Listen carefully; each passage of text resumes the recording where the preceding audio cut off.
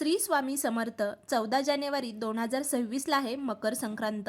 मकर संक्रांतीच्या दिवसापासून ते रथसप्तमीपर्यंत बोरनान केले जाते. बोरनान म्हणजे काय तर लहान मुलांसाठी मकर संक्रांतीच्या काळात साजरी केला जाणारा एक विशेष समारंभ आहे. हा समारंभ 1 ते 5 वयोगटातील मुलांसाठी आयोजित केला जातो. पहिले बोरनानाचे महत्त्व म्हणजे मुलांचे पहिले बोरनान मकर संक्रांतीच्या काळात करणे अधिक शुभ मानले जाते. या काळात मिळणारी फळ मुलांनी खावी.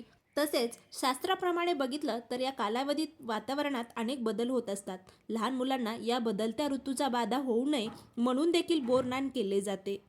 यासाठी सर्वात आधी हे कृष्णावर केले गेले आणि त्यानंतर ही प्रथा पडली आहे आणि तेव्हापासून बोरनान केले जाते. बोरनान संदर्भात अशी एक आख्यायिका आहे की पूर्वी करी नावाचा एक राक्षस होता.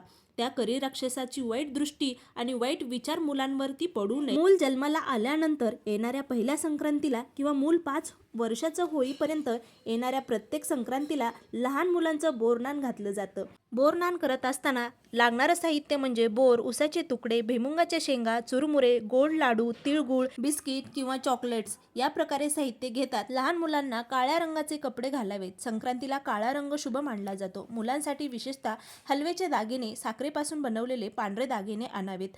एक स्वच्छ पाटावरती किंवा जमिनीवरती मुलाला बसवावे आणि बोरनान करावे. श्री स्वामी समर्थ.